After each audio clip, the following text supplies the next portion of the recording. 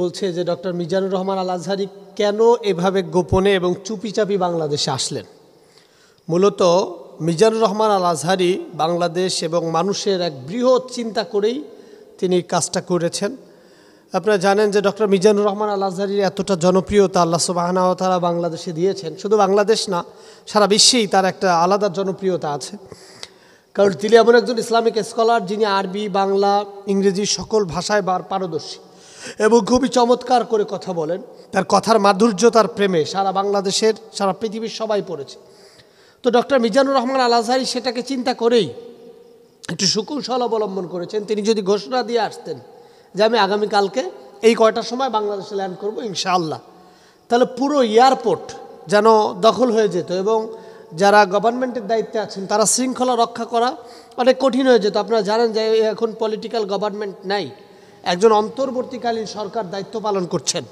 সেখানে একটা সরকারকে বিব্রতকর পরিস্থিতিতে ফেলে না দিতেই এবং মানুষকে কষ্টের সম্মুখীন, ধরুন তিনি যদি বলতেন যে আমি আগামীকাল ভোর সকাল 6টায় নামবো, তাহলে দেখা যাইত যে সন্ধ্যা থেকে এয়ারপোর্টে মানুষের সমাগম হতে শুরু করত। অথবা অন্য কোনো টাইম দিলে তার প্রায় 4-5 ঘন্টা আগে থেকে পুরো এয়ারপোর্ট এবং অন্য যারা দেশি বিদেশি যাত্রী আছেন, কারণ আন্তর্জাতিক বিমানবন্দরগুলোতে কিছু সিস্টেম ফলো করা হয়, অর্থাৎ বিভিন্ন দেশের পর্যটক আসে এবং আমার দেশের রেমিটেন্স যোদ্ধারা আপ ডাউন করেন। তো মিজানুর রহমান আল আজহারির কারণে পুরো এলাকাটা একটা কঠিন পরিস্থিতির সম্মুখীন হতো, যার কারণে ভদ্র সুলভ ব্যক্তিটি আল্লাহ সুবহানাহু ওয়া তাআলা সন্তুষ্ট এবং জনগণের দিকে তাকিয়েই কোনো ঘোষণা না দিয়ে তিনি চুপিচাপি বাংলাদেশে এসেছেন। এবং বাংলাদেশে এসে তিনি কিন্তু এয়ারপোর্ট থেকেই ঘোষণা দেননি। আরও চমৎকার ব্যাপার হলো তিনি বাসায় এসে তারপরে ঘোষণাটা দিয়েছেন। এবং একজন শ্রেষ্ঠ ব্যক্তিত্বের যেই ধরনের নমুনা, যারা দেশ ও জাতিকে ভালোবাসে তারাই মূলত এমন চিন্তাধারা করতে পারে। অথচ যদি তার জায়গায় অন্য কেউ হতো যারা পলিটিক্যাল ম্যান, দেশ ও জাতিতে তারা শুধু নিজেদের ফেমাসিটি প্রকাশ করতে চায়, তারা কিন্তু নিঃসন্দেহে এভাবে বলতেন এবং প্রকাশ করতেন।